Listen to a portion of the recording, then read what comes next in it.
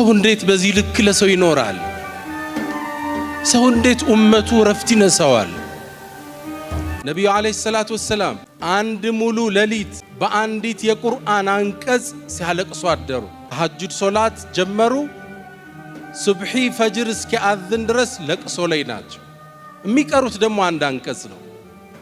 ኢን ቱዓዚብሁም ፈኢነሁም ዒባዱክ ወኢን ተግፊር ለሁም ፈኢነከ አንተል ዐዚዙል ሐኪም። ኢን ቱዓዚብሁም አላህ ኡመቶችን ብትቀጣቸው ባሮችህ ናቸው፣ ጥፋተኛም ናቸው፣ ፍትሃዊም ነህ በመቅጣትህ ላይ።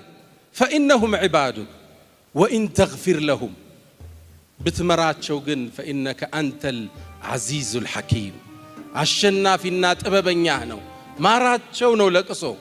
ለቅሷቸው ሲበዛ አርሰለላሁ ጀብራኢል ጅብሪልን አላህ ላከው። ሰሒህ ኢብኑ ማጅህ ላይ ያለ ሐዲስ። ጅብሪል መጣ፣ ጠይቀው ሙሐመድን ለቅሶ በዛ ምንድነው ያስለቀሰው አላቸው። ጅብሪል መጣ፣ ያ ሙሐመድ ጌታ ይጠይቀሃል፣ ለቅሶህ በዛ ምንድነው? ቃላቸው አንድ ነበር፣ ረቢ ኡመቲ ኡመቲ፣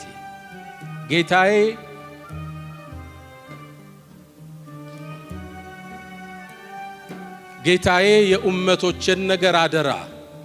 ጅብሪል ተመለሰ፣ ለአላህ አደረሰ። አላህ እያወቀ ላከው፣ ለሙሐመድ ብለህ በለው ኢና ሰኑርዲከ ፊ ኡመቲክ፣ አይዞ መሐመድ በኡማህ ጉዳይ ነገ እናስደስተሃለን በለው አላቸው።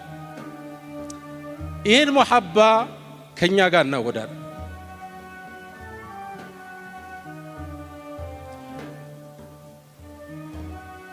ነቢዩ አለይሂ ሰላቱ ወሰላም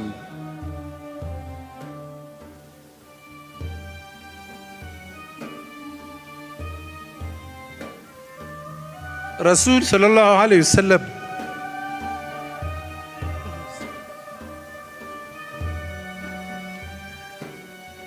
ቃል አይገልጸውም። ውዴታቸው ጥልቅ ነበር፣ እረፍት ነሽ ነበር፣ እንቅልፍ የላቸውም።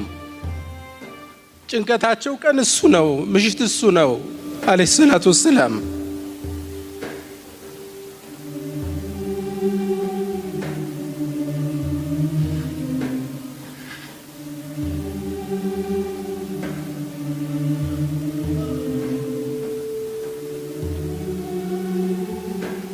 ረሱሉ ሰለላሁ ዐለይሂ ወሰለም ሶሉ ዐላ ረሱልላህ